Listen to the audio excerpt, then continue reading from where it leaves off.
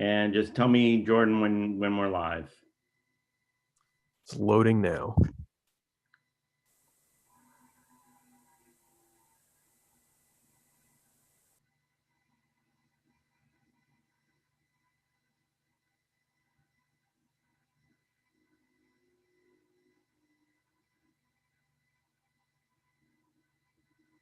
We are live now.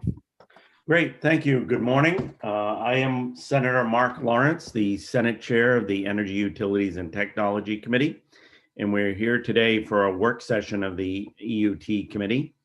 With me are members of the committee who I'll have introduce themselves in a minute, and then I will be going over schedule and kind of just re-emphasizing the rules for work session. So I'll start off on the virtual horseshoe with Representative Foster. Why don't you introduce yourself? Good morning. My name is Steve Foster. I represent District 104, which includes the towns of Dexter, Garland, Charleston, Exeter, and Stetson. And then Representative Ziegler.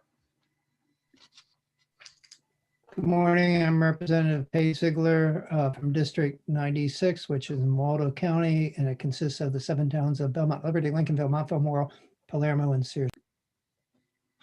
Great. Representative Kessler. Good morning. I am Chris Kessler, representing District 32, which is the middle portion of South Portland and a smidgen of Cape Elizabeth. Representative Grohowski. Good morning, all. Nicole Grahowski. I represent House District 132, which is City of Ellsworth, Town of Trenton. Senator Stewart. Morning, folks. I'm Trey Stewart, State Senator in District 2, 51 communities in Southern Aroostook and Northern Penobscot counties, including the town of Littleton. Representative Wood. Good morning, I'm Barb Wood, and I represent House District 38, which is the western end of the peninsula in Portland. Representative Wadsworth. Good morning, Nate Wadsworth. I represent House District 70, Hiram Porter, Brownfield, Freiburg, and Lovell. Representative Carlo. Good morning, I'm Representative Carlo, representing District 16, which is part of Buxton, Olive Hollis, and a part of Saco. Representative Cuddy. Good morning, my name is Scott Cuddy. I represent House District 98, which is Winterport, Frankfort, Searsport, and Swanville. Representative Berry. Good morning, everyone. Seth Berry. I represent House District 55, which is Bowdoin, Bowdenham, almost all of Richmond, and beautiful Swan Island on the Kennebec. Great. And I'm just going to briefly ask Jordan, Deirdre, and Dan to come on so we can introduce them. So Jordan is our clerk, and he's the person to communicate directly with if you have questions about procedure and process. We have 2 analysts. One is Deirdre Snyder. One is Dan Tartikoff. Deirdre does probably 60% of our bills. Dan does about 40% of our bills.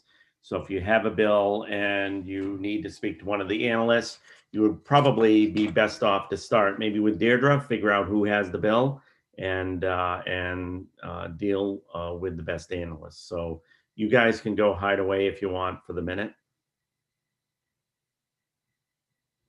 Great.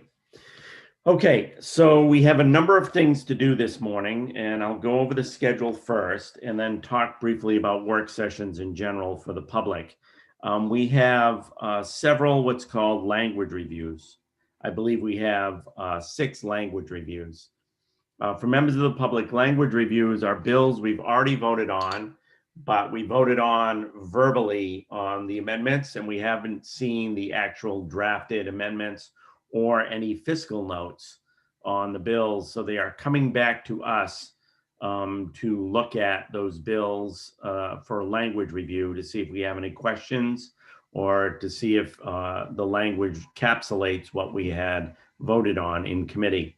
The language reviews are LD 143, 256, 507, 508, 340, and 500. We then have several bills to work in work session, and how we're going to split these up is there are 2 bills that do not deal with the issue of net energy billing. They are LD 487, an act regarding certain employees of and to allow supplemental funding for the public advocate. And then the second one is an act to protect utility customers from investor risk for costs incurred due to disaster. Those are two bills we've worked previously, and we've sent people out to work on resolutions. So we'll hear from them about resolutions. And if we have a resolution, we'll have a motion and propose to vote on it. The next four bills, I believe, all deal with the subject of net energy billing: LD 249, LD 583, LD 634, and LD 709. And we're going to ask our analysts to present them generally, just reintroduce us to those bills. We have not worked these bills yet, so this is the first time we're going to be working these bills. I would doubt if we're going to have a resolution globally on net energy billing today. The purpose of today is just to begin the discussion on net energy billing, see how far we get, and maybe have people go out and work on finding out answers to questions and possible resolutions. And it's possible during this process this morning, we may break for a caucus to allow members of each party to get together and talk about where they are on certain proposals, ideas to formulate their position. So this is a work session this morning, and I will note that there are members of the committee who you may see popping in and out of committee. Members of the legislature serve on multiple committees. They also have bills to present in other committees, as well as lives outside of the legislature that are often work related, because we are a citizens legislature that requires people to work while they serve. So you'll see members pop in and out at various times. That's no sign that they are not interested in the subject matter. It's a sign that they have so many things going on that they have things scheduled at the same time. So it may be useful to remind people, and you'll notice, we're doing it in a different format. We're doing it on Zoom now. You'll see people look down, look at other things like Senator Stewart is doing right now, and I'm doing. We often have multiple screens going on. So in the committee room, we'd be doing something at our desk. It's a little different here on Zoom. It looks like we're not paying attention, but we are. I have three screens going on here and a notebook to read from. So the fact that we're not making eye contact also does not mean that we're disinterested in the subject matter. It may be useful to remind people that video and audio will be streaming the comments of members, the analysts, and whoever may be invited to answer questions, and that all of this is picked up by microphones, and it's also being recorded. So this work session is being recorded, and it will be posted to the legislative website. So I just want to remind people that you are being recorded. If you're unmuted or whatever you do visually on the camera is all recorded during this process. Participants and those people on the screen right now should always mute themselves when you're not recognized by either myself or Representative Barry when he's chairing to be on the screen. A couple of other thoughts is that this is a work session. It's different than a public hearing. We've had public hearings on these bills, and they are opportunities for the public to supply their comments to the committee and us to hear directly from members of the public and ask them questions. We've gone through that process. Now is the time for the committee to work internally. So we have the committee working as the panel here internally to decide the direction we want to go for the bill. It is not another opportunity for members of the public to participate. There are people who are attendees in this caucus who are people who we may have questions for. And if one of the committee members says, for example, I'd like to hear from the PUC on this, or I'd like to hear from this organization on that, you'll be invited to enter the attendees list, and then you'll be promoted to panelists. You'll have an opportunity to answer those questions, and then you'll be returned to the attendee status. other people are listening don't have a chance to get on, to rebut, to do anything like that. You only get to participate if you are asked a question by a member of the committee. And I want to remind members that the chat room is solely for procedural matters, scheduling, sharing of documents, anything like that. The chat room is recorded on this proceeding, so be careful what you post to chat. If we do take any votes during this work session, they'll be conducted in public. And a member who's participating in the meeting conducted through electronic means may cast a vote through electronic means as long as the chair is able to see and hear the member casting the vote, or if the chair cannot see or hear the member, as long as the member registers that vote with the presiding officer within 2 business days. So you notice some people are on screensaver or screen image like Representative Carlo is now. It's because he has something else he has to do for a brief minute and he'll be coming back. But when we do take a note, I have to see moving bodies on here and be able to communicate with you verbally in order to take the vote. If Representative Carlo or anybody else is not here for the vote, then what they do is, yes, they submit their vote to the presiding officer within 24 hours. With that, we'll start our first language reviews, and I think I'll turn it over to Deirdre to walk us through those. Good morning. So the first 4 bills we'll do language review, I'll be covering, and then the last 2 Dan will be covering. So the first up is LD 143. I did send these out to members last night and then a small correction to one of them this morning.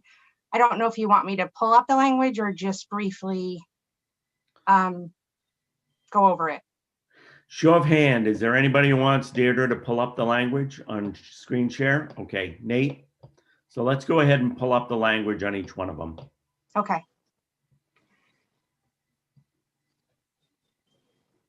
And where are they? Hold on a second. Normally for the public, if we were on the horseshoe in the committee, Deirdre would have distributed the language physically to us at our desks ahead of time.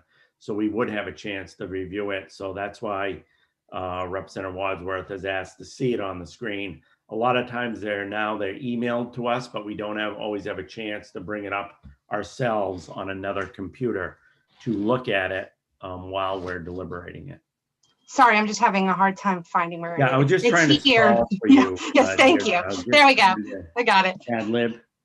I have too many things up at one time. So here's LD 143. This bill was originally an act to extend the arrearage management program, but the committee made some changes. So the title's the first thing. I made it very general because it does a couple of things. So I just wrote it as an act regarding arrearage management. Can you just blow that up for us visually impaired? So the title change, an act regarding the arrearage management program, that's the first change to the bill. The second one is the inclusion of this paragraph on disclosure, that if a utility provides written materials on arrearage management, that they have to have a disclosure saying that Maine law requires the utility to offer the program, and the costs in paragraph E, which are below, are not paid for by the utility. So that was the other change. And then the last sort of pieces to this were the extension of the program to 2024. And those pieces carry all that out. The report back would be the 131st legislature now. And then there's another provision within the EMT section of law. So I had to make that corresponding change to 2024 to align with the vote. And then the last piece was that through a PUC docket, they would include looking at proven global best practices to assist low income ratepayers, including but not limited to use of low tier rates for customers, and provide any information related to that docket back to the committee next year. And then the committee can report out a bill based on that information shared. So those were the changes that were voted on. It was a unanimous report of the committee. And that's it on that one. Great. Any questions from the committee for Deirdre on the language review on this bill? Good. If everybody's comfortable with that, we'll report the bill out. Does this have a fiscal note? So everything we're showing you this morning are just our initial amendment drafts. They still have to go through the process. So we'll bring back the finals with the fiscals when they're completed. This is just to make sure that we got what you wanted right before we go through the whole process of getting it in the revisers. Okay. So Deirdre will send that through to final drafting, and we'll figure out if there's going to be a fiscal note on it. Yeah. So the next one up is 256. I will share that really quick. That one's easy enough. And this one was the act to adjust sewer and wastewater lien fees. The original bill just had changing the fee from $13 to $25, but the committee vote was to be able to allow them to adjust annually for inflation. So that's what this does right here in that shaded language. This too was unanimous. Great. Any questions from the committee on this? Super. Thank you very much. Next one. So the next one up is LD 507. And I will get that up here. This, you essentially saw the language for this when you voted on it. I think it was last week now. The only difference between the language that you reviewed at that work session and what is here is that the part where the customer is allowed to rescind after receiving the first bill, it's just specifying that they are responsible for paying that first bill or invoice, even if they rescind participation. So that's in paragraph C right there. And that was the only thing that was different from what you had seen when you voted. And this too was a unanimous report of the committee.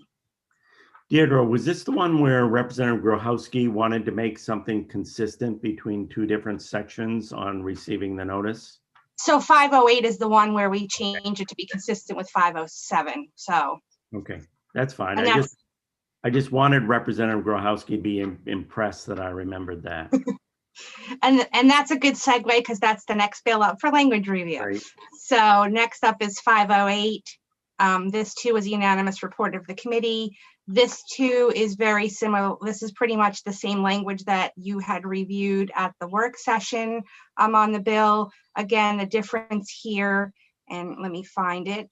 I'm going to scroll down a second, is that I think it's in 4. Hold on. Takes a little bit to scroll with this hand mouse thing.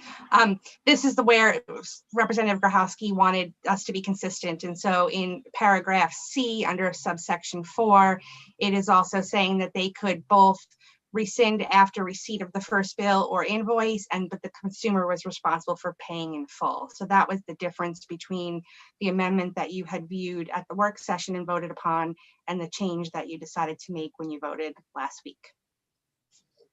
Great. Any questions on that from the committee? Next up, yes, Representative Foster. Thank you, Mr. Chair. I'm just curious, do we know maybe from the PUC or someone if that's going to, that Representative Grochowski's change is going to be legally enforceable or not, if those folks are under a contract for a longer term, or are we confident that that will that change, as in the other legislation, will be okay? Thank you. Great. Is there anybody in the attendees, Jordan, from the PUC? There is. I'm promoting them now. Great. Hi. We got the chairman himself to answer the Hey, Nate. question, so you can't do better than I'm that. not too happy with this last minute stuff. I just don't see why this is happening right now. I don't but- either. Representative Wadsworth, yeah, he got it. Yeah. Okay. Great. Go ahead. Phil, go ahead. Thank you. There's sort of the delay when it shifts over. I missed something. So the question was whether the change was enforceable. Could you put that language back up on the screen? Is that possible? Deirdre?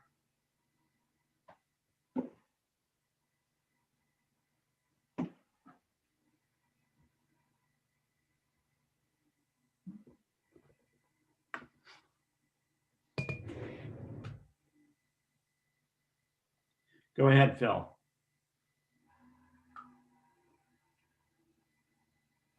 Yeah, and then the question was, are you talking about sort of contracts that have already been entered, or are you talking about new contracts that would be entered after this date, after the effective date of the legislation?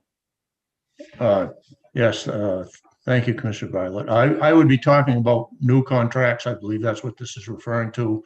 And I believe the change, and Representative Grahowski can correct me if I'm wrong, is that section part 4C that we're referring to.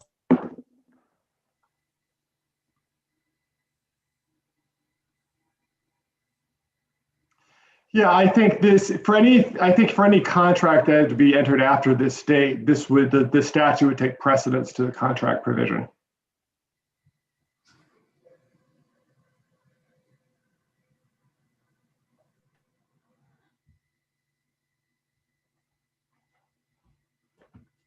Great. I see. Did you have a continuing question, Representative Wadsworth?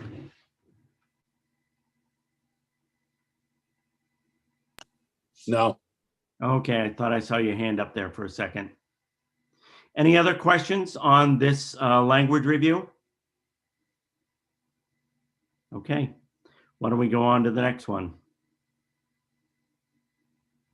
So that gets into mine, and I'll screen share first the majority report for LD 340. This is an act to allow for the establishment of commercial property assessed clean energy programs.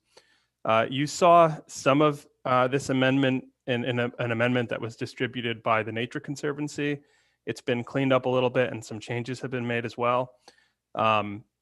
One of the changes that you haven't seen before was to standardize some of the language referring to what that draft had phrased as utility district charges, and the use of that term was determined to be potentially limiting. So wherever we were referring to municipal sewer, sanitary, and water district charges, that language has been carried throughout, both in the majority report and in the minority report.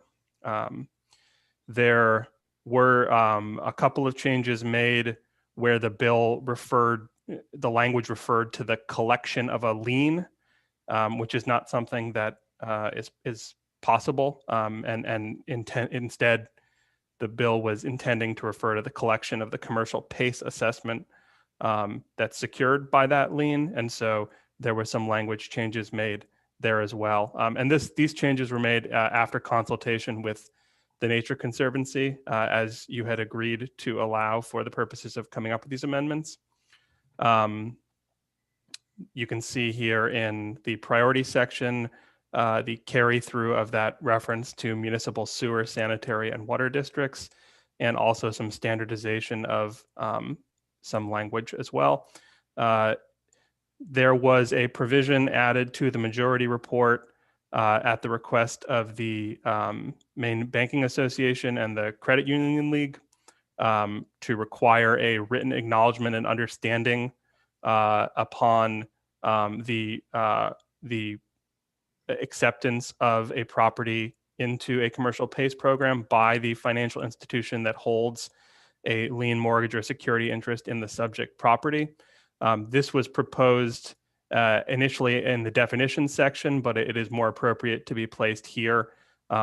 Essentially, those entities that are consenting to the entry of the property into the commercial PACE program would have to file with the Registry of Deeds a written consent and an acknowledgement and understanding of the priority status for the commercial PACE lien, of the foreclosure process, and that they are voluntarily consenting to the property's enrollment. I would note here that, as I'll get to in a second, we moved a little bit of the language around, and I forgot to change a cross-reference here. So under 4B here, it should be referring to subsection 5 and not 6.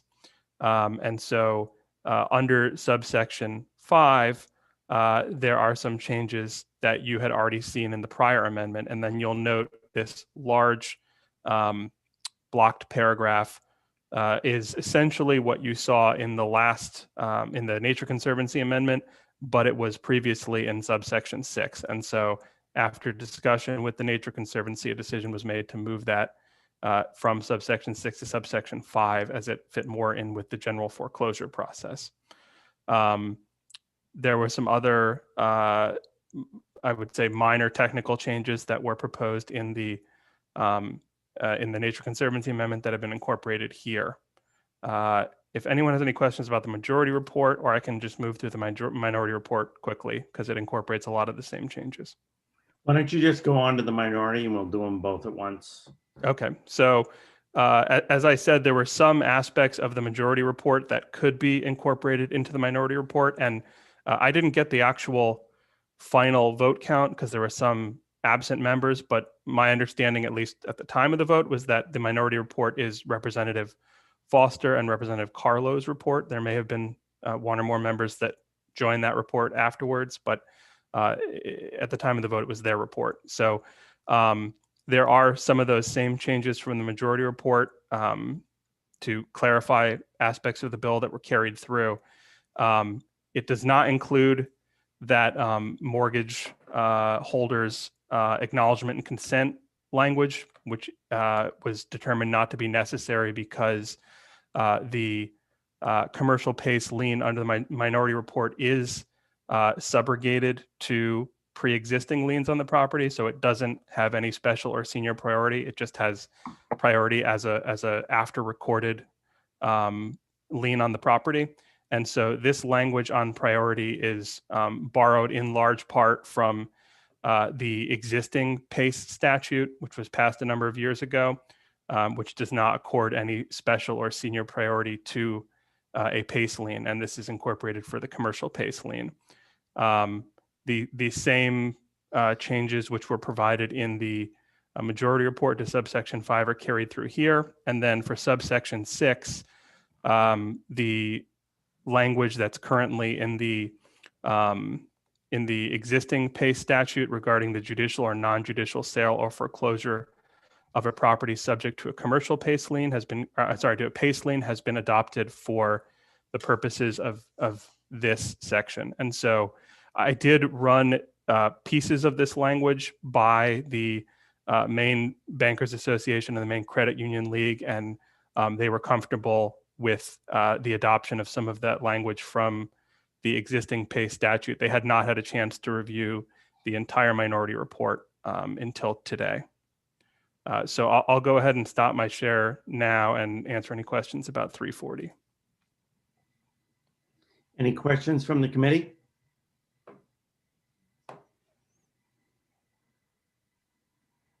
Seeing none, Dan, looks like you're good. Okay, back to the share.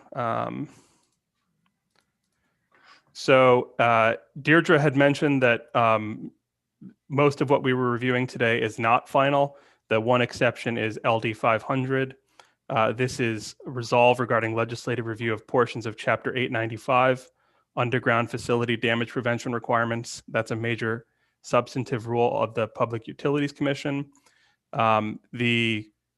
This is a strike and replace, but essentially the only change is, as you see here, the rule as submitted can be finally adopted if it's amended to clarify that a damage prevention incident may be reported by an excavator to the PUC via email. This was a change requested by CMP that the committee agreed to. This was a unanimous report.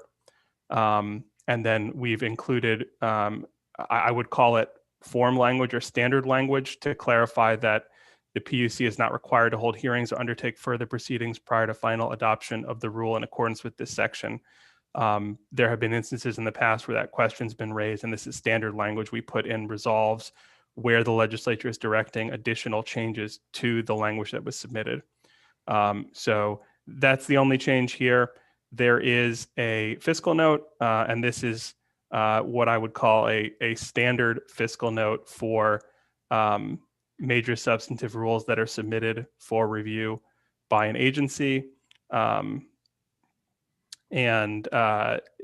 the additional cost as a result of the final adoption of rules here are anticipated to be minor and can be absorbed within existing budgeted resources.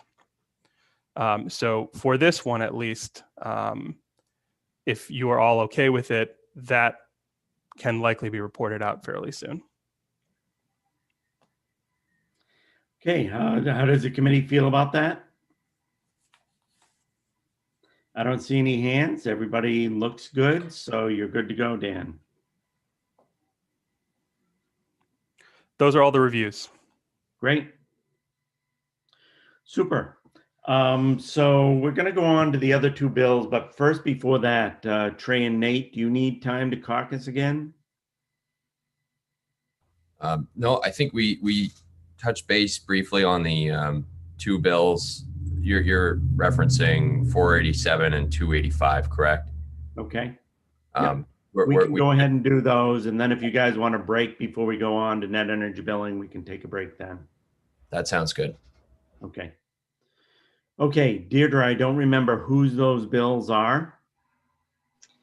So the first one this morning is Dan's 487, and then the rest of them are mine. Okay. I do note that Representative Kessler has suddenly gone from being business person inside the House to being outside the House woodsman. Let me just grab my axe and start chopping some wood, Mr. Chair. Okay, Deirdre, why don't you start off with the one that's deals with the public advocate. That one's Dan. And that one is mine, yeah. Dan, why don't you start off with that? So we've had, I can't recall if we described the last time we took this up as a work session, but this would be the third time the committee has taken up this proposal. So where it stood last time was the PUC and OPA were engaged in negotiations regarding whether or not they could reach an agreement on the proposal. My understanding is that no agreement was reached since the last time we've taken this up. I'm not sure if the negotiations are at an end and the two sides are just not going to be able to reach a compromise, but they're both here today for you to ask. The only other note I would make is you did receive comments regarding the proposal from Tim Schneider, who is the former public advocate, and those were sent around to you all as well. Great. How does the committee wish to proceed at this point? Do you want to make a motion? Do you want to hear from people? Representative Berry? Thank you, Mr. Chair. Yeah, I think some very valid points have been made by all of the stakeholders in this issue. This has raised some really important questions. Adequacy of resources at the Office of the Public Advocate is, I think, of importance to all of us. We want to make sure that the customers of Maine, the people of Maine are represented at the court that is our PUC when it comes to issues like CPCNs or mergers and acquisitions that don't necessarily pertain to the sort of day-to-day requirements of operating a network, but that are really initiatives of the utilities, oftentimes for other purposes, purposes more relating to corporate structure or, perhaps an initiative like the NECEC corridor. My sense is that we all want to address this issue and try to find a way to ensure that the Office of the Public Advocate does have adequate resources in those proceedings. But at the same time, I have the sense that people take seriously the concerns of the PUC about how funds that are allocated to the public advocate in a stipulation are properly administered and also don't create a conflict or the appearance of a conflict when the public advocate is working those proceedings and perhaps coming to that stipulation agreement. We want to make sure it's truly above board and doesn't raise any even appearance of impropriety. So I'm interested in going back to what the PUC had suggested in their initial testimony, which involved a filing fee that would be dedicated to the Office of the Public Advocate for their work in these proceedings, and which might, just as a starting point, be half of the amount that would be paid to the PUC for their work in those same proceedings. And obviously, as we currently do with the filing fees to the PUC, any money that was not used in that proceeding would be refunded to the filer, at the conclusion of the proceeding. So I think that is where I would like to go with this. I think, there's agreement as well about part 2 of the bill. I think the PUC was clear that they had no issue with part 2, which I think is just the renaming of a position. So I'm not quite making that as a motion, but I want to put it forward for discussion. What do members of the committee think of that at this point, pre-motion? Any thoughts? Representative Kessler? Thank you, Mr. Chair. I just wanted to second that notion about neutrality or appearances of not being neutral and avoiding any possible complications in that regard. I do feel like it is very important for the public advocate's office to have the resources it needs at its disposal by default. And I'm very much in favor of having adequate resources given from the get-go. So I just wanted to say that I'm absolutely in favor of that. Any other discussion? Why don't we, are you ready to make a motion, Representative Barry? Sure. Okay. Yes. Thank you, Mr. Chair. So I move that we pass this bill to pass as amended, the amendment being a filing fee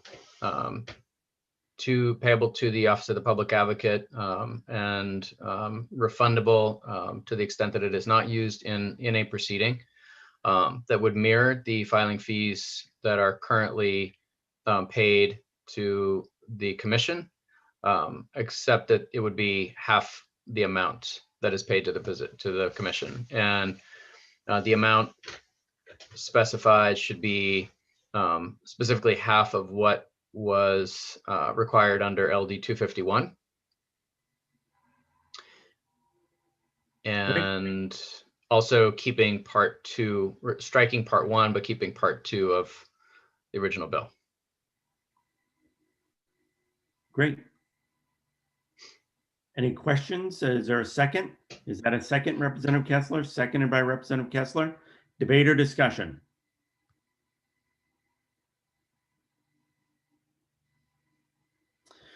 Okay, why don't we go around the horseshoe? I'm sorry, Representative Grochowski. Sorry for being a little slow there. I haven't had time to go and look at what that amount is. I'm just trying to get a sense of like what is half and why half. Representative Barry? Why half?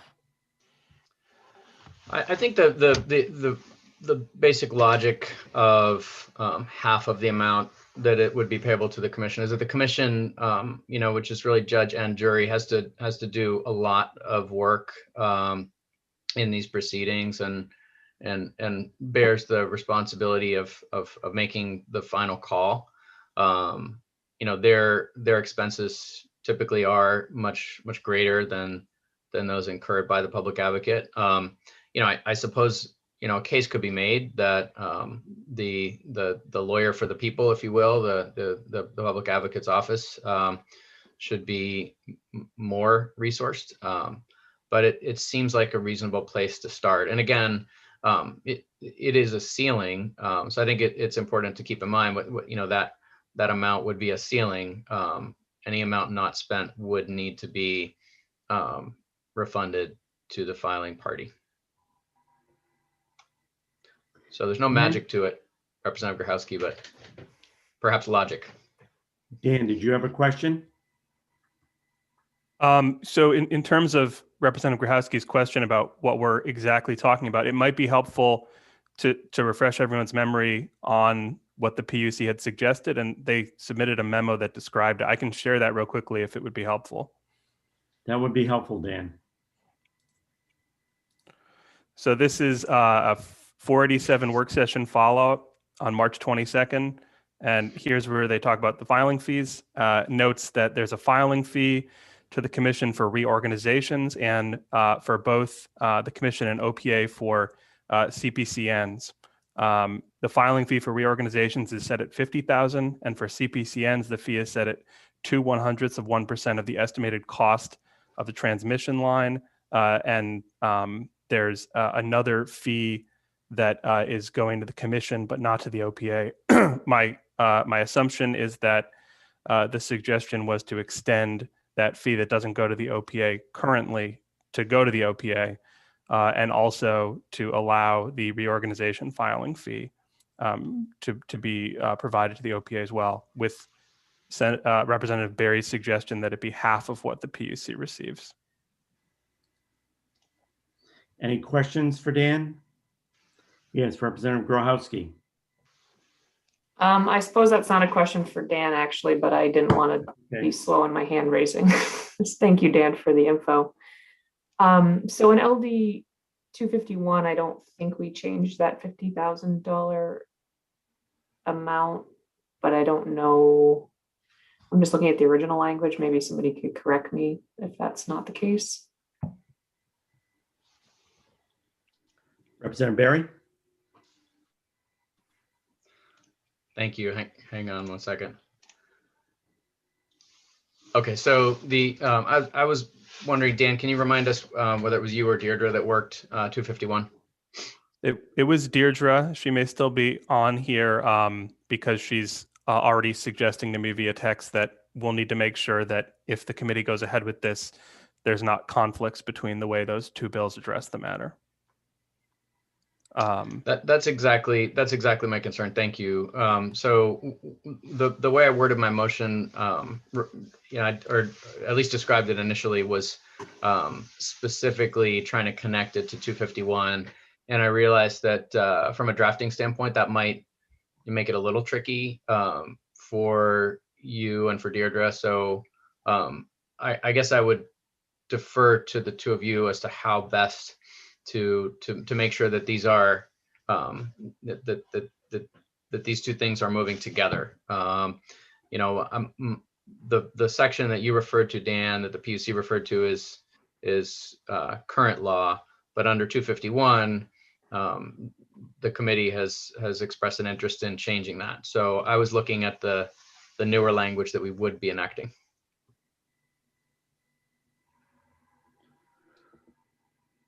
Nicole, is your question answered? Not entirely yet, but I think Deirdre had her hand up to make a clarification. Oh, I apologize, Deirdre. I just wanted to know, I don't have 251 in front of me right now with all the details, so but I know there were some changes and there was PUC suggestions on the fees and how we do that. So it may result ultimately in you having to reconsider 251 as well to make it consistent. So if there's further changes based on this motion, and we want to make both bills consistent, you may have to reconsider 251 once I have that language drafted, and Dan and I can just make consistent language for both bills. And I guess the other consideration I would add is if they're both amending the same area of law and there is a necessity to keep those bills separate, if you enact both of them, you will create a statutory conflict, but it may be one that doesn't actually resolve in an issue. They might be able to be read together, but it would create a conflict. Representative Grochowski and then Representative Berry.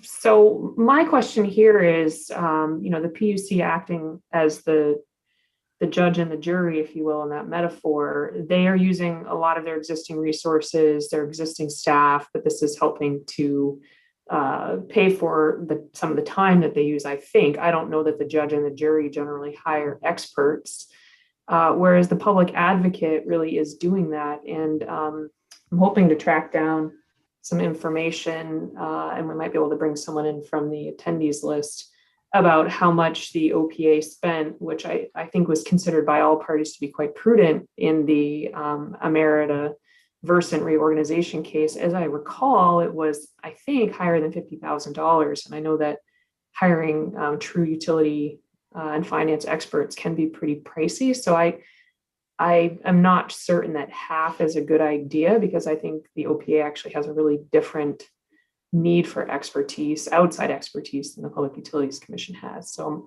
I like this broad idea. I'm just sort of questioning the specific detail of the amount.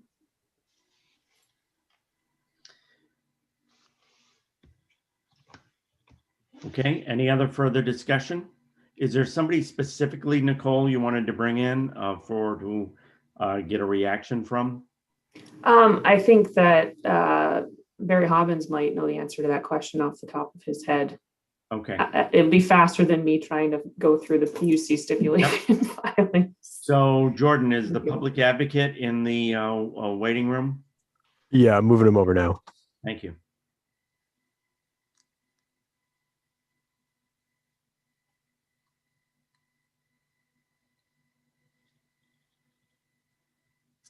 Barry, are you there?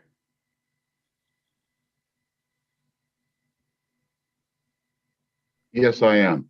Okay, if you could just please introduce yourself, and you've been asked to comment on by Representative Grochowski on the question she raised. Yes, hi. Good morning, committee members, Chairman Lawrence and Chairman Barry, members of the committee. My name is Barry Hobbins. I'm the public advocate here on behalf of the Office of the Public Advocate. First, let me say that I appreciate all the difficult work your committee is doing. It is very complicated work. Having been on that committee, serving as both House and Senate chair, I can tell you, I empathize with your situation. I respect the good work you're doing. Let me say that this particular bill, the reason for initially the bill was because the Public Utilities Commission, in the failure to, as one of the reasons for the failure to accept the stipulation between Electricity Maine and the Office of the Public Advocate, was they did not feel that they had the statutory, or our office didn't have the statutory ability. I think I went through in my brief that it was somewhat selective, but I appreciate the work, and I have to say that the Utilities Commission has begun a modest attempt to make things even. But the bottom line is it will never be even, which is too bad. We do the best we can with the money we get. To give you some idea, the NEC Act, we received 1/100th of 1%, which was essentially $118,000. We added up the time and didn't include the last 9 months. It was over $300 and some odd $1,000 worth of our time, meaning at the not a billable hour of $100 an hour, but basically the cost prorated for each of the attorneys and staff that worked on it. The other thing you should know is that we were very fortunate to have public utility experts that do work for offices of public advocate, like we had in the case involving the Amera, which is now called Versant, the Amera case, which is called Versant. And and unfortunately, or fortunately, depending on how you look at it, the Public Utilities Commission decided they could do it in-house and did not hire an expert in that particular case. We hired an expert who is very good. And in fact, much of the work that was done with serious calculations with the concurrence of the Public Utilities Commission were done in that particular case by us. This company was a Canadian company, and they decided that in Canada there is awarding of expert witness fees in cases such as this, and so they agreed to about $70,000, and that was rejected. Well, basically, what it was is they basically said, Public Utilities Commission said they would not go along with the stipulation if that was included. I obviously was not going to blow the whole significant work of 6 months up over that issue. So obviously, we ended up paying for that. The other issue is that when we represented public with respect to the billing, metering, and the customer relations issues involving Central Maine Power Company, we spent over $380,000 in expert witness fees. I had to go back to the legislature in order to get $300,000, which was unanimously supported by the Appropriations Committee and recommended for it should be expanded. But that gives you some idea of magnitude. The other thing you should look at is how much did the public have to pay in reimbursement fees for expert witnesses to Central Maine Power Company for their cases. You would be somewhat surprised. I think it was $4.5 million around that figure. So I'm appreciative of the symbolic effort that has been made. I look forward to working with you in the future. This issue, I'm sure will come under my watch or years to come. But thank you very much for coming to some resolution. It appears that the report looks like it's going to be unanimous. And there's an old saying, sometimes my approach before the Energy Utilities and Technology Committee was, if you can get half a loaf, take it instead of no loaf. So, thank you. Great. Representative Grochowski? Mr. Hobbins, can you just clarify? I heard you say $70,000 was what the utilities agreed to in the case of the Versant American organization. But what was the OPS they did cost? Not agree. Part of the stipulation is that the cost of the two individuals, which was specific in number, I thought it was 68,000 or whatever, I can't remember the number. That was the stipulation for reimbursement because of the fact they thought that because they utilized our expert in the case, and the PSC did not have an expert, and it was fair to do that. Obviously, that meant that the $68,000 could not be used, and this was the buyer of the company willing to do that. So your audio was cutting in and out a little bit. Did you say $68,000? I believe that was the total. I'd have to look back at the stipulation. Okay, but that's a rough. Rough figure, which is very reasonable. Okay. And they did very good work. But the point is that $68,000 taken out of our budget, which we didn't have to advocate for other cases and to hire other witnesses, and which necessitated our office going back to the legislature for an additional amount of money, $300,000. Thank you. Thank you. Anything else while we have the public advocate on? Any questions for him? Okay, thank you very much, Barry. Thank you very much. Anybody else the committee wants to hear from? Representative Barry? Not to hear from anyone, but just to ask if we do proceed with this vote, that our analysts put their heads together. I'm pretty confident in their abilities, and I think part of the problem here is that that each analyst has drafted a different bill. LD 251, which Deirdre worked on, is the one that might sort of overlap with this piece. But I'm hopeful that Dan can basically craft this to reference that portion of statute that LD 251 would change. So it would just be half of whatever that amount is. Half of the amount specified under section, X or Y or Z, whatever that section is. So, if that's possible, Dan, that would, if you and Deirdre can work it, that's great. If not, I trust you'll get back to us at language review and tell us there's a problem. Dan, is there anything you want to add?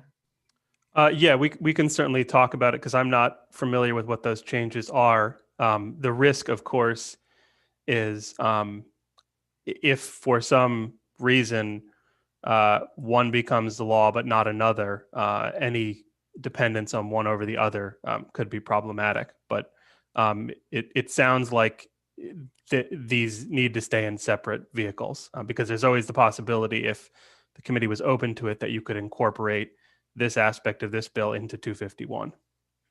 Representative Berry?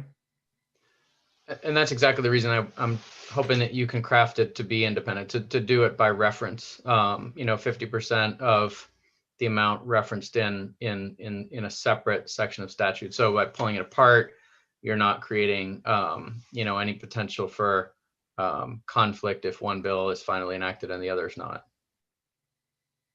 Does that make sense? Yeah, I guess I would need to know a little more about 251, but we can certainly talk it through, Deirdre and I. Great. Representative Grochowski? Thank you, Mr. Chair.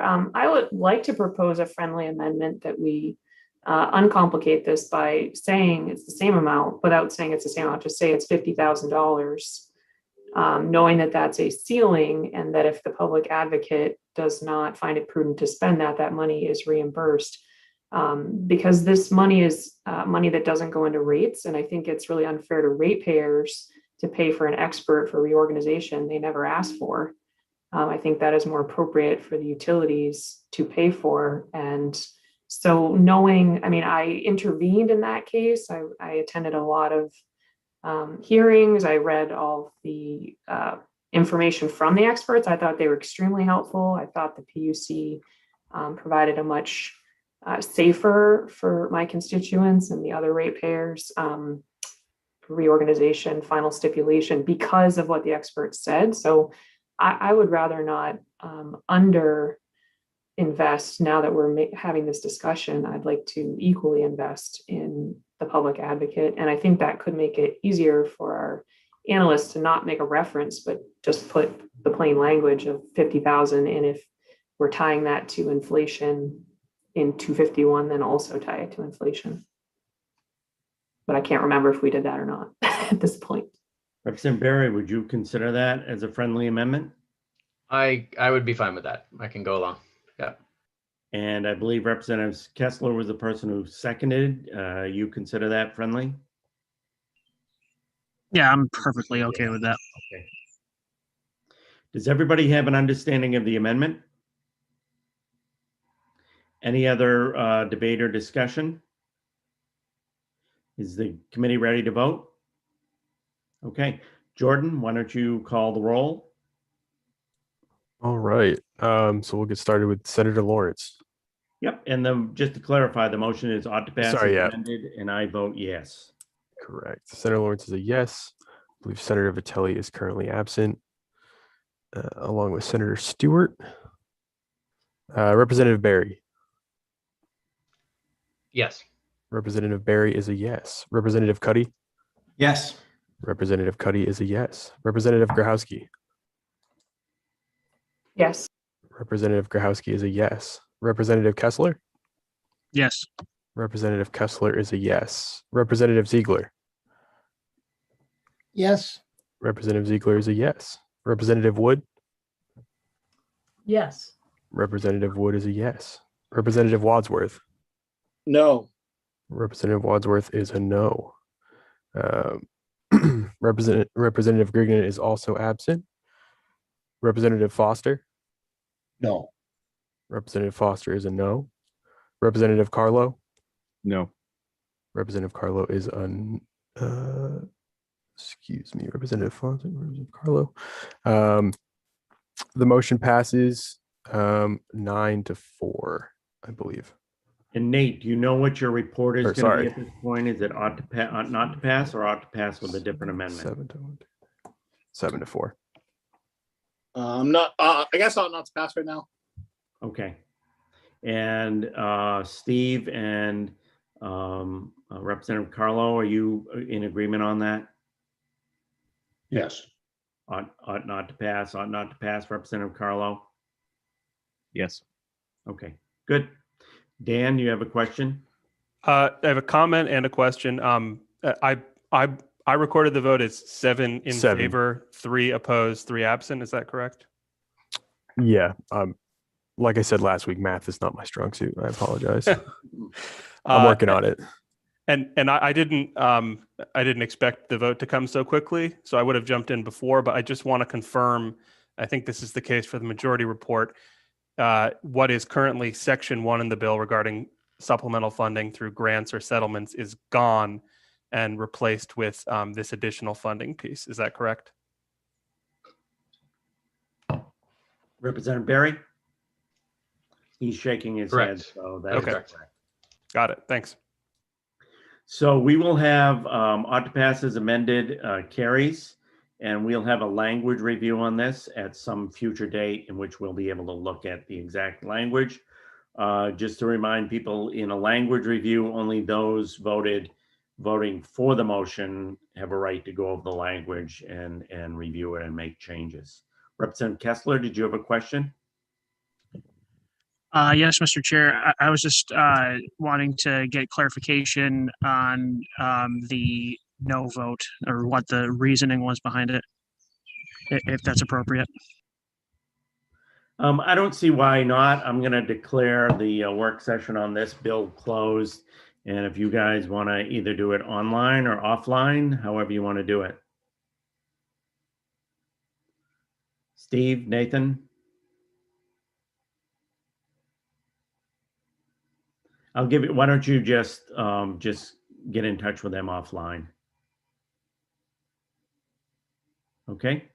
We'll go on to the next bill. I'm not going to take it off the table. I want to hear from Representative Barry first on kind of, because he was part of a subcommittee, and I think you and Nathan actually might have been working on language for this. And that is LD 285, an act to protect utility customers from investor risk for cost incurred due to a disaster. Representative Barry, where is it at? Thank you, Mr. Chair. And I may ask Deirdre to chime in here, but I'm pleased to report that we have continued some important conversations on this bill. The PUC, representatives from the PUC, and Deirdre and Representative Wadsworth and myself met on Monday, and I thought we were pretty close to agreeing. It seemed like we were in pretty good shape. We did, however, hear from the PUC in an email just yesterday that they had some concerns that I didn't understand earlier. So I think I am unfortunately going to have to ask for a little more time to make sure that the commission is comfortable and that we can move forward with their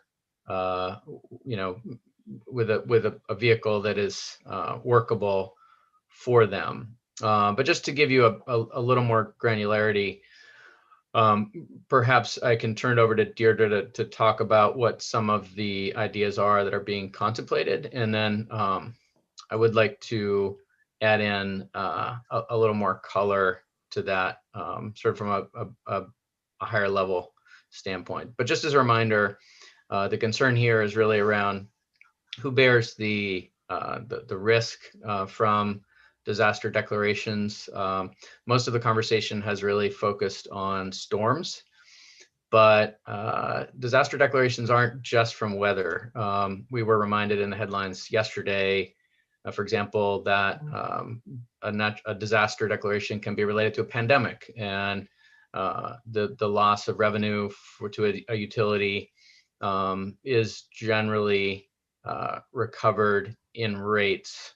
And CMP has requested to recover in rates the money that was lost due to changes in usage relating to the pandemic. So this really gets at sort of who bears the risk. And I'm going to ask our analysts to kind of just walk us through where we were as of Monday, and again, ask for a little more time to continue to work this.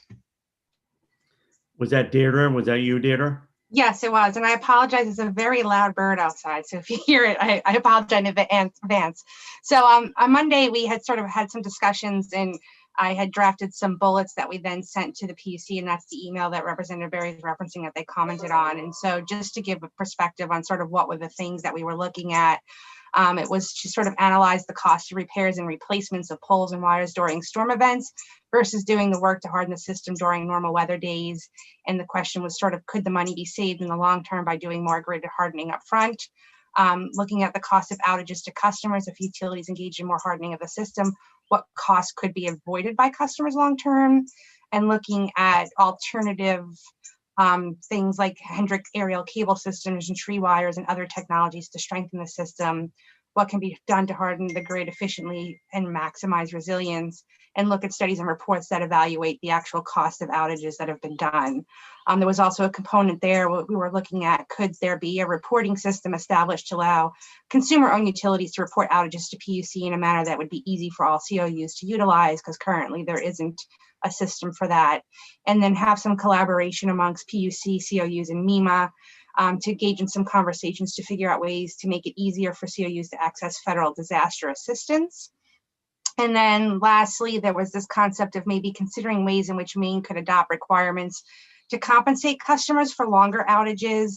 And there was a directive to sort of look at other states that are doing this, including a Connecticut law, which allows for 25 days of $25 a day for credit for outages lasting more than 96 consecutive hours, and $250 for medication and food that expires or spoils due to outages lasting more than 96 consecutive hours. And that law has a couple of provisions that those costs are not recoverable, but it also allows a waiver process to be established. So it's sort of a, just looking at other states and what they're doing, and are those something that could be feasible for Maine or not? So that's sort of where the conversation on Monday led, and these were sort of the bullets that were sent to the PUC for sort of the input. And like Representative Berry said, I think probably more conversation may need to happen to narrow that focus or define it differently. Any questions for Deirdre or any follow-up, Representative Berry? No, I would be happy to open up for questions if the committee has any of me or of Deirdre. I don't know if Nate wants to chime in, but just to put a finer point on yesterday's news, I think it really is important for us all to understand this is our vehicle for taking any action relating to that current system where as the headline yesterday pointed out, the utility, in this case CMP, is requesting a 9% increase in rates. It would be spread out over 3 years, but it's 9% to cover the cost of restoring power from 5 storms and also from the pandemic. So if we think that investors should share in at least some small part of the risk incurred from unfortunate events like pandemics or storms, that should not all go to the customer, then this would be our opportunity to change that approach. So I think it's a good opportunity for the committee to ask any questions of us if you like, and if not, we can move on. Any questions? Seeing none, we can move on. Great. Thanks, And everyone. I'd ask Nate, I don't see Trey on. Nate, did you want to proceed directly to net energy billing, or do you want to have an additional caucus? Well, I think if we're just going to kind of discuss, let's just move forward in discussion, unless I see Representative Carlo or Representative Foster flagging me down. Good. Okay, that sounds That- fine. Looks So, like- up, Representative Foster, you want to flag him down? Well, thank you, Mr. Chair. Either him or you, just wondering if we're going to talk for a while and then take a break, or if this would be a good time to take a break and caucus for 15 minutes at the same time. Thank you. Do you feel you want to caucus right now? Let's caucus then. Yeah. Okay, why don't we take our 15-minute break now? I'd like to be back right at 10:30. I do have to jump off at 11 o'clock for a Zoom with my daughter's school. But I do want to have a chance to present kind of what I've shared with you about my ideas on net energy billing before I do. Okay, so back at 10:30. Please mute and stop your video.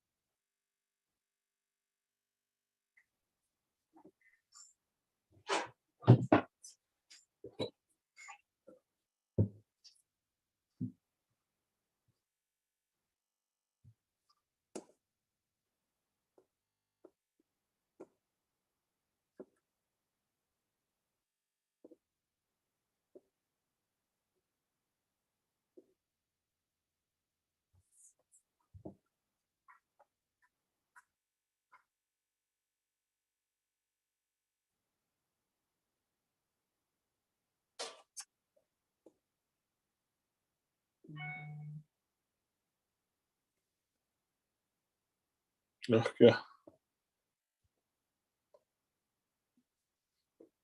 Hmm.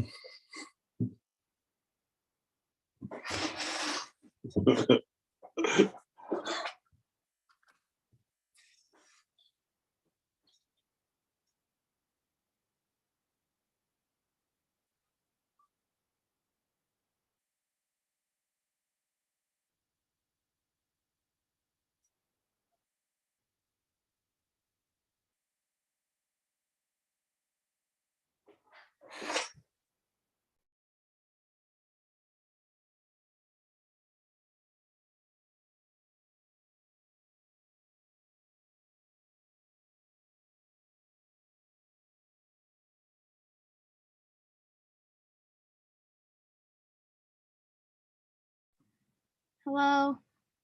This is my sister. She wants to say hello. What's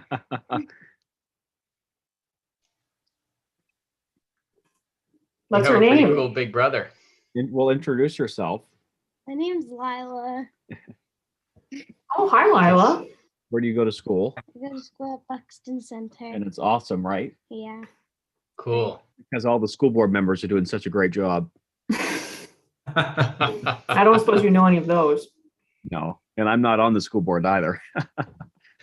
Lila, when I was first elected to serve in the legislature, like your big brother, there was a representative in the legislature named Lila Percy, who represents the area where, or she at the time, she represented the area where Popham Beach is. You ever been to Popham Beach? Is that in Florida? No, it's a name. Yeah, you should check it out. She's never been. Oh, it's a great beach. Sometime. Well, Lila Percy, you can look her up. She was in the And legislature Lila. for 8 years. And Lila, not to scare you, but you're actually live streaming over YouTube right now. Just You're a star. Everyone in the world can see you. Yeah. What's up, YouTube? Okay, that's On quite enough. YouTube, Okay, I think we're pretty much a quorum back here. I see Nate's here, Representative Foster, good. So you guys ready to go ahead and start talking about net energy billing? Nate, Steve? Sure. Okay, you sure? Or do you want to chat with me before you do? Do you want to do that? Yep, I'm fine to do that. I can put us back into waiting period, and then I'll chat offline with you. Sounds good. Okay. 10 minutes? 5 minutes? 10 minutes. We'll be back at 10:45. Can you do that, Jordan? I definitely can.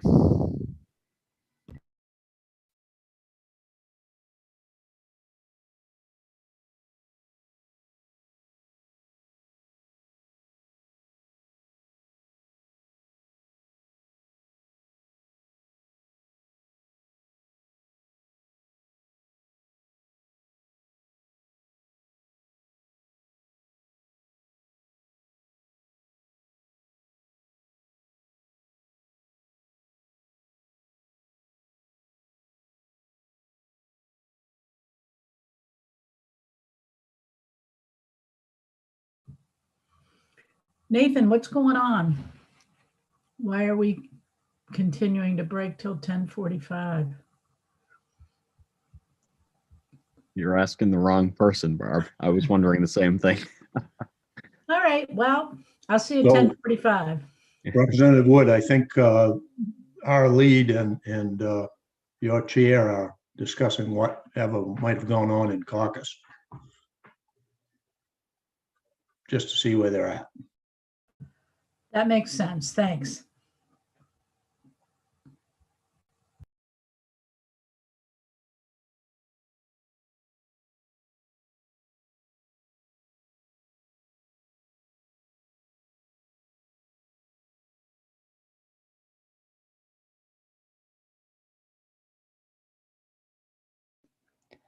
Nate, I lost connection. Can you tell me what's happening?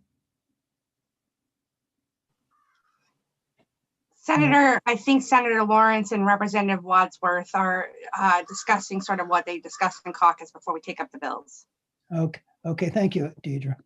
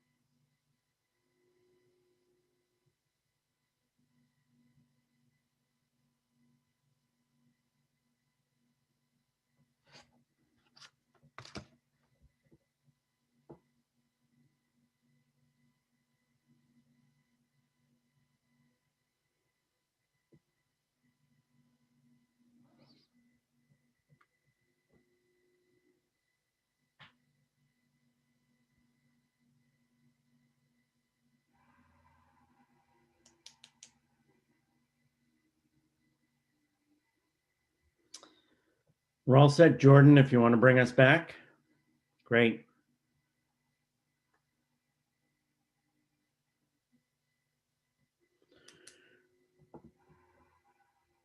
Super. So Deirdre, how long do you think it'd take to present your summary? I talk really fast. I could probably do it in less than 5 Get minutes. on mute. Uh-oh. No, says you can't. Can you hear me? Nope, still can't hear you. I can hear you. I can hear you. Yeah, it says I'm not on Try mute. again? No, You for hear? some reason we can't hear you. Maybe Mark, you muted your system. Yeah, I can hear Can't you. hear that though. I can hear you, Deirdre. Jordan, do you know why Deirdre can't unmute? I think we can all hear her. I think your volume is just turned I off. on your computer. apologize. My volume is off. There it is. So the technical problem is on my end. Let me make that clear. That's okay. So to answer your question now that you can hear me is I can talk pretty quickly, so I could probably do it in less than 5 minutes. Okay, good. Why don't you go ahead? All right. But then my New York accent usually comes out. So if you can't understand something, let me know. So the first bill, for this purposes of this today, because I know the discussions that are going to be ongoing, I just did a quick summary of each of the 4 bills, and I'll just go over those quickly. So the first one is LD 249, an act to eliminate the current net energy billing policy in Maine. This bill repeals the laws that authorize the PUC to adopt rules governing net energy billing and that directed the commission to establish a net energy billing program for commercial and institutional customers and investor-owned T&Ds. It prohibits the commission from adopting rules that require a transmission and distribution utility to allow a customer to participate in net energy billing. So this would essentially get rid of any kind of net energy billing in the state. The second bill is LD 583, an act to repeal the changes made by Public Law 2019, Chapter 478, an act to promote solar energy projects and distributed generation resources in Maine. This bill repeals Public Law 2019, Chapter 478. That public law was put into law based on the committee amendment to LD 1711. For reference for folks, I've included Public Law 2019, Chapter 478 at the end and gave a brief description of what that bill did. That made changes to the net energy billing law, and it included reporting requirements for the PUC and directed procurements of distributed generation resources. So that's all in there. That law, I will just note, would revert back to the net energy billing law that was in effect prior to the enactment of Chapter 478. So it wouldn't get rid of net energy billing completely. It would just revert back to the law that allowed the PUC to adopt and amend rules governing net energy billing. LD 634, an act to cap the value of contracts, renewable resources, and distributed generation resources. This bill caps contracts entered into under the renewable portfolio standard procurement laws and the distributed generation procurement laws to reasonable costs associated with making a resource or project commercially operable plus $100,000. It directs the PUC to adopt routine technical rules to develop the method the commission will use to determine the contract limitations imposed by the cap for each contract. And then lastly, LD 709, this one is a resolve, and it is to provide a brief moratorium on certain net energy billing arrangements and to examine the costs and benefits of net energy billing. Should I keep going? I can hear somebody else. Yeah, there's somebody else who's getting feedback in there. It stopped now. Keep going, Deirdre. So this resolve is an emergency, and it places a brief moratorium on new net energy billing arrangements until June 30th, 2021, associated with a distributed generation resource with a nameplate capacity between 2 megawatts and 5 megawatts, unless an interconnection request has been made with the Public Utility Commission on or before January 1st, 2021, for that distributed generation resource, or the distributed generation resource is proposed to be sited on a brownfields or landfill site. It also directs the Governor's Energy Office to convene a stakeholder group to examine both the costs and benefits of net energy billing arrangements associated with the distributed generation resource with a nameplate capacity between 2 and 5 megawatts in order to make recommendations regarding the need for any changes to existing laws relating to net energy billing. And it directs the office to report to the committee by March 15, 2021, and allows the committee to report out a bill based on the report to this session.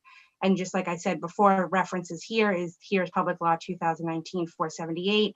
And I also included the provisions that would be repealed in red notation that would be repealed by 249 for your reference. Great. Super. Thank you, Deirdre. So I do have to step off at 11 o'clock, and I apologize. It's a pre-scheduled meeting at my daughter's school. It's going to be about an hour. So all I can do is present the idea that I've been tossing around with people, and then have Representative Berry take over.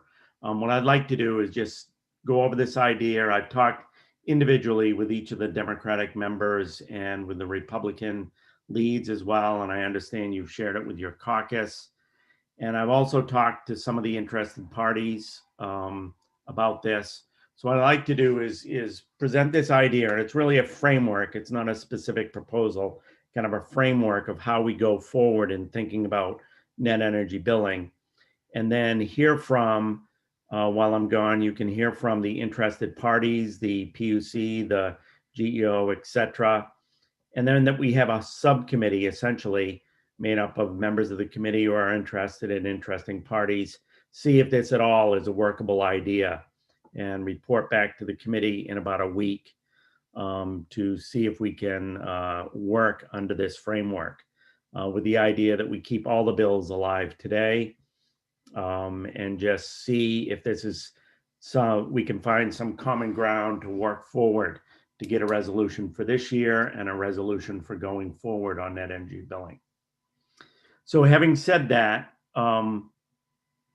my concept is essentially we got here because there was a pent-up demand for solar, and we wanted to offer the standard rate offer first to and the other alternative, the credits, to rooftop solar, and then we eventually expanded it in our discussions all the way up to 5 megawatts, excuse me, because we wanted to stimulate solar being developed in the state of Maine. And in doing so, we were kind of almost throwing a dart at a map to see what subsidized rate would get us solar stimulated in Maine. And as we know, we got more solar than we ever could have expected coming into the state under the standard rate offer. And we have an abundance right now, and we got to figure out how to deal with it. So my thought was, what if instead of focusing on setting the rate in statute, which is what we did before, we focus instead on setting the policy of what are the amounts of distributive generation we want to grow in the state of Maine over the next coming years, similar to what we did with RPS, all the way up to 2026, maybe even to 2030. And we decide what kind of policy considerations, such as location and other things, we want to consider, and then task the PUC with developing a rate subsidy, a standards for giving people credits for, certain policy advantages of proposals and things like that, and come back to us in the legislature for periodically on how that is working and how that is getting us to our goals. That's not a specific proposal. It's just a framework for trying to focus our discussion. Having said that, I know there's a lot of sentiment on this committee for rooftop solar, and that we look at continuing the standard rate offer for rooftop solar and allowing that to develop in the state of Maine. And we have to figure out a way to deal with the people who are already in the pipeline to determine, and this gets into kind of Representative Berry's moratorium bill, how to grandfather those people in who have made significant investments into solar and guarantee them that they're going to get the rate of return that they projected, but develop a system for those people who maybe only have a toe in the water at this point of, how we're going to deal with that situation.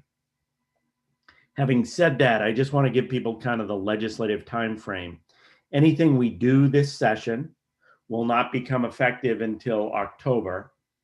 So I think it's important for us in dealing with the people who have already made proposals to give them clarity this year on what we are going to do, the grandfathering, et cetera.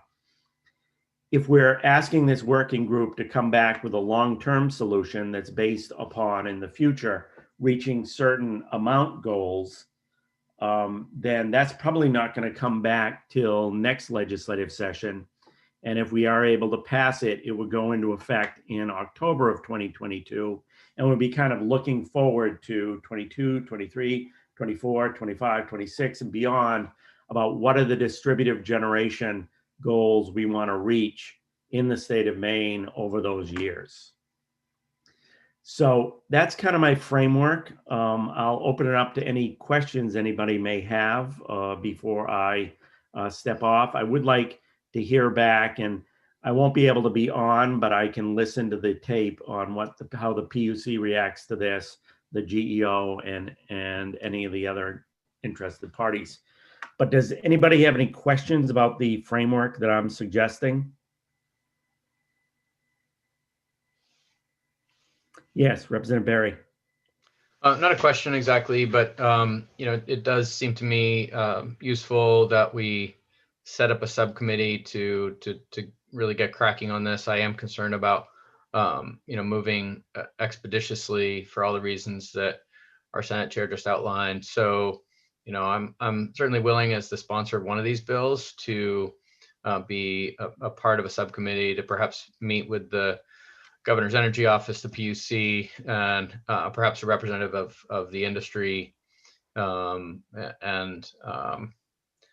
be willing to consider other stakeholders, but I want to keep it tight and try to have some recommendation for this committee, ideally next week, a week from now, if at all possible. So I'm willing to put some time into that. If there's a Republican that's willing to join, that would be particularly helpful. Nate? Yeah, Mr. Chair, I was wondering if we should have maybe two from each side of the aisle. I think that's good. I think that's I wouldn't good, want it bigger than that, but participate. Seth? Mr. Chair, my only concern about that would be then it's a meeting. It probably would need to be a meeting that's advertised, and it would be a little trickier. Right. I don't, not to single anyone out, but I think Senator Stewart might be willing to single himself out as another sponsor of one of these bills. Trey? Thank you, Mr. Chair. So, yeah, I think, so from a high level, I think in conversations with our side, we like that approach to try to maybe set these issues aside and explore a way to try to come up with something that we can do this session and under the time parameters that we're under. I think it probably makes sense for me to touch base with our side to see who the best representative is. I mean, I'd be willing to do that, but I want to respect too that we've got other members on my side that also have an interest in this issue. And if we, I think there may be a way to just schedule a meeting too, if it does seem like there's more interest in just having, one Republican, one Democrat, and just finding a time next week, and maybe Deirdre can help with that to schedule a meeting. But we'll touch base on our side, and we'll let you know who the members should be. I don't want to speak out of turn just yet. But Deirdre, what's the number that triggers the public meeting? It's 3 or more designated for the purposes of a committee. And if you're designating it as a subcommittee, I think you're definitely getting into that needs to be public. Right. we may, Mr. Chair, if I may, by just designating it as a subcommittee of this committee, we may be venturing into that land anyway, where what we do would have to probably be public regardless. So that may be a de facto answer. Yeah, I don't disagree with that. And that's fine. So I think Representative Barry and I will try to figure that out, whether it's an actual subcommittee or whether we can do it informally. I don't mind it being a subcommittee. I just kind of want to be able to move swiftly. And I like the idea that Representative Barry has about getting back by next week so we can begin to see if we're making some kind of progress. So if you guys are comfortable with that, setting it up, Representative Barry and I can figure out whether to do a subcommittee and, some people from each side to do that. And I've got to step off in a minute, but are you guys comfortable with hearing at this point from the PUC, from the GEO, and perhaps from Jeremy Payne's group about whether or not they're interested in exploring this idea? Looks like everybody is, so I'll turn it over to Captain Barry to steer the ship at this point. And I will try not to run us aground. Thank you, Senator Lawrence. Enjoy the visit with your daughter's college. And make sure they see your background. Yeah. Great. So if there are no other comments from the committee, I will call in the GEO and others just mentioned, the PUC, and someone from the Maine Renewable Energy Association, perhaps. Jordan, why don't you go ahead and bring them all in while we're at it? Jeremy Payne, PUC, and GEO folks. And while they're being ported in, does anyone on the committee want to chime in at this point? Any other comments? We are moving things along, so I just want to make sure you have a chance. Senator Stewart. Thank you, Mr. Chair. Just a quick question. So from a timing perspective, and this is maybe something for Deirdre, what are the parameters that we're in right now with regard to posting requirements? How much lead time would you need in order to post a hearing or a meeting? Is it 24 hours, or can we just post it and then do it? Or If it's a public hearing, we have a week that you normally have to do, but if we're doing just meetings like a work session or general meetings, I mean, there's no specific time frame. I think if you can say 5 minutes before we're going to meet, it's not the best, but that wouldn't be against the rules. Okay, great. Thank you. One caveat to that is that if it's not on one of our authorized meeting days, then we would probably need to request permission of the presiding officers. Deirdre? I'm not sure if it's sort of this more informal subcommittee. I could double check on that, but I don't know if it would be considered a committee meeting date, but I'll double check. If you could double check, that would be great. And that way we could just notice people and get going, as Senator Stewart has suggested. Great. Anything else from the committee? Okay, so why don't we start with the Public Utilities Commission. I see we have the chair with us, and Chair Bartlett, what are your thoughts on the process that was just outlined? Yeah, I think that's a reasonable approach. I think, as I mentioned last week, I think it would be valuable for the committee to set targets on what the amount of distributed resources you want to bring onto the system by 2025, 2030, and beyond. So I think that makes a lot of sense. And then once you have those goals, or the subgroup comes up with some proposed goals, then you can back out how much to do under the existing program as it exists today, and then how much you want to transition into the next phase 2 DER policy or program. And I'm happy to be available as much as necessary to help work this through. Thanks. Any questions from the committee for the PUC? And seeing none, let's go on to Mr. Payne from the Renewable Energy Association. Comments on the process that was just outlined?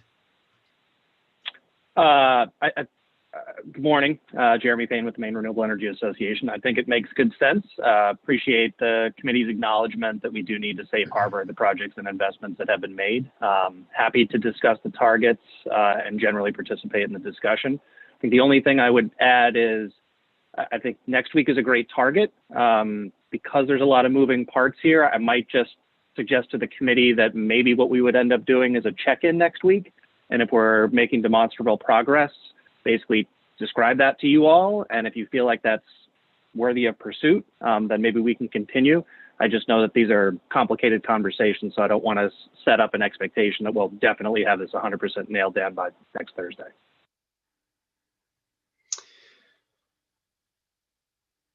Questions from the committee for Mr. Payne? Jeremy, one reason that I do feel some sense of urgency is that we have a upcoming session on April 28th. I personally would like to, begin a stakeholder process convened by the GEO. And I'd also like to give some signal to industry because I think it is hard to plan when, the puck is moving quickly and you don't know where it's going to end up. So, do you have any thoughts on that? Because that's the reason I'm trying to push us to be hasty, but at the same time, I'm conscious that haste does sometimes make waste. So, any comment on that balance?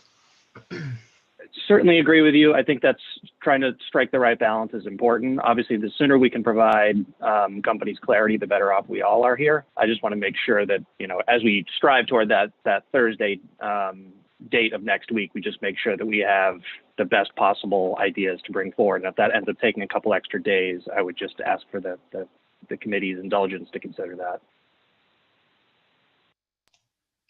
Great. Any other questions for Mr. Payne? And seeing none, we'll go to the GEO. Ms. Winnie, any comments on the process that's been outlined? Thank you, Representative Melissa Winnie, the Governor's Energy Office. Yeah, I would just echo what's been said.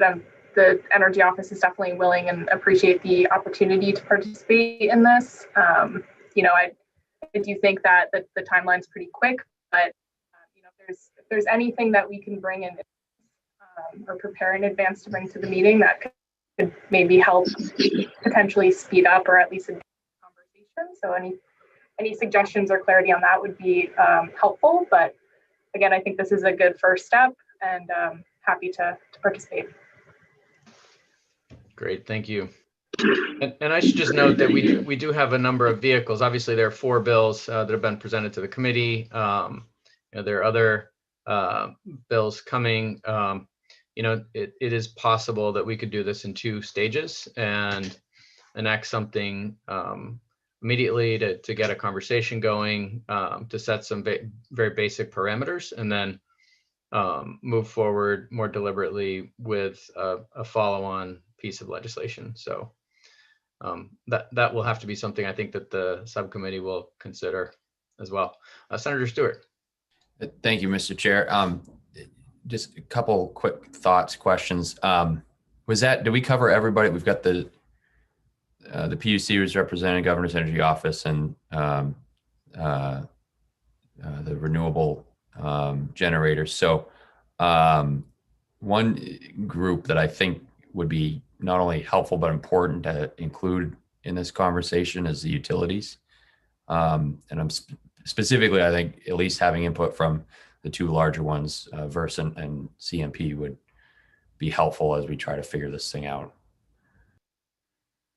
Sure. Do you want to suggest someone to bring into the panelist screen? Yeah, I mean, I don't know who's available. If anybody, maybe nobody. I see Mr. Cody. Cody's there. Yeah, is here. Why don't we bring in Mr. Cody? And while he's coming in, I just want to caution, if we're going to have 2 different utilities represented, then I think, we might need to have, additional businesses. Mr. Payne doesn't represent all community solar installers, I don't believe. And so I think if we're going down the road of including everyone, then we could potentially have thousands of different or hundreds of different businesses involved in this group. So I'm trying to keep this slimmed down. I don't, maybe the 2 utilities could make a pact as to which one is going to represent them in this conversation, but I really want to keep it efficient. Mr. Cody, welcome, and can you comment on any of what we've discussed? Certainly. Sorry, my earbuds are fading here. Certainly, we would be more than happy, or Versant Power would be more than happy to participate in that conversation. I think it's best if it's not me or somebody in the government affairs shop, but probably somebody out of our engineering group that can help be most productive in that manner. So we'd be more than happy to do that. That's great. and Mr. Cody, let me ask you that question. You know, if we're trying to keep this to sort of one voice from the renewable side and one voice from the utility side, do you think that Versant and CMP could put their heads together and sort of choose a representative? Yes, and without having the benefit of speaking with CMP, certainly happy to talk to them and collaborate and see if we can come up with a plan on that front. Okay, that's great. Senator Stewart. So you're going to hate me, but there's one other interested party that I think probably does make sense to include as well, is the industrial consumers. And I hear you, but would it be possible to include them as well, a representative from there? I think it's reasonable to bring them in, and perhaps also the Office of the Public Advocate, just to make sure that that there's a spectrum of consumer representation. So Jordan, if you could bring in perhaps Mr. Hudson and also someone from the Public Advocate's office, that would be great. And you know, there's also another group of stakeholders here who are not being discussed, and that is the environmental sector. So I'm also going to take the liberty of bringing in David Costello from NRCM. And while they're coming in, Representative Grahowski. Thank you. And I think it's helpful to hear from a lot of the stakeholders right now. I think with the group we're discussing forming, since it sounds like it will be a public anyhow, I'd like to see the actual decision-making group be pretty small, but obviously all the interested parties could attend and be available to answer questions. You know, if you have a technical question about, is this sort of data available from the utilities? If we want to consider that, then they could be there to help. But I think I would feel more comfortable if it was a smaller group of people that were working on the specific language when it got to that point, with knowing that the interested parties are always available and usually always very willing to answer questions and give their opinion. So I just wanted to say that. Thank you, Representative Grahowski. I think that's an excellent point, and especially where this is potentially going to be an advertised meeting. It would be set up much as we are meeting today, with folks able to listen in as attendees, and you know, at least have the opportunity to chime in that fashion. So Representative Foster is next. Thank you, Chair Barry. One thing that I think as this group continues to grow, we can see that, you know, this is a big issue. It's a complicated issue. And I think, as I've pointed out from the first introduction of this legislation and other legislation that came about in the 129th, this is a big issue, very complicated with a lot of angles. I think for the immediate need, and I think you were hinting to this a little bit in an earlier comment, we need to look at how we address the situation we're in at this time. And I think obviously with input from the PUC especially, how we're going to